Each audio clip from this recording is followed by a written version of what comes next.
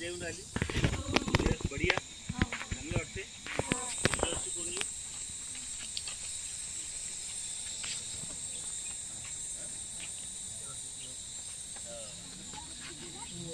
इथं कसं वाटलं टेकडीवर? काय होतं आधी टेकडीवर हे पूर्ण माडरान होतं. पाणी कॅन घे ना. इथे येऊन असे तुम्ही बसू शकले नसते. पण आज इथं कसं वाटायला लागलं तुला? झाडं लावले, बसलेले आहे, गेट केलं, मनी लिहिल्या, त्याच्यानी बसासाठी बेंच लावले, सुंदर झोपडी केली या ठिकाणी महाराजांची कुठली.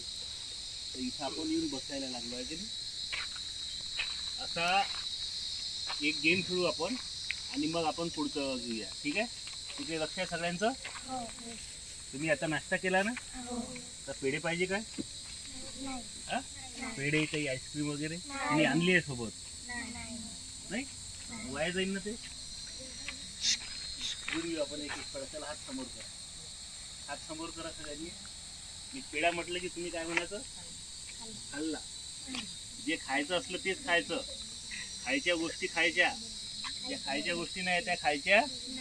चला घ्या. पेढा, आईस्क्रीम, जिलेबी, गोटे. गोटे खायचे आहे काय? हा तयार राहा बिलकुल तुम्ही. चला जिलेबी, समोसा, वडा, माती. हा हुशार आहे पोरं. टाळ्या वाजवा तुमच्यासाठी.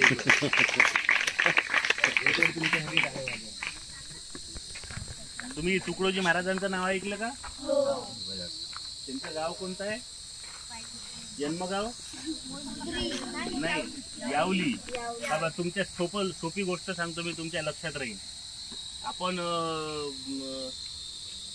आपल्या घरी डॉगी असते की नाही? डॉगी असते. याच्या घरची डॉगी हिला चावली, त्याच्यावरून लक्षात ठेवायचं यावली. म्हणजे विसरणार नाही तुम्ही. याला लक्षात?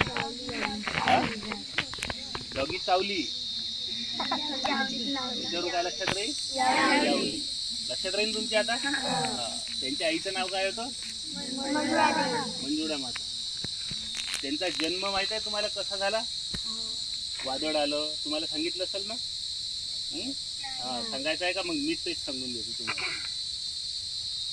30 एप्रिल 1909 ला तुकडोजी महाराजांचा जन्म झाला.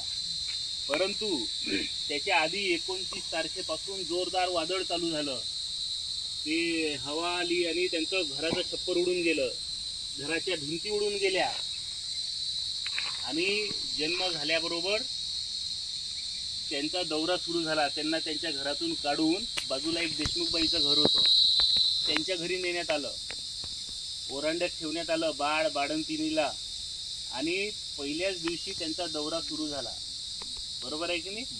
त्यांचं घर कसं झालं? विश्वव्यापी झालं. आकाश, मंडप, पृथ्वी, आसन झालं. अशा पद्धतीनं त्यांना लगेच त्या देशमुखबाईच्या घरी आणण्यात आलं. आणि असा वादळी जन्म ज्यांचा झाला, त्यांचं संपूर्ण आयुष्य जे आहे हे नंतर त्यांची जे जन्मापासून फिरणं सुरू झालं, प्रवास सुरू झाला, तो प्रवास त्यांचा शेवटपर्यंतही थांबलेला नाही.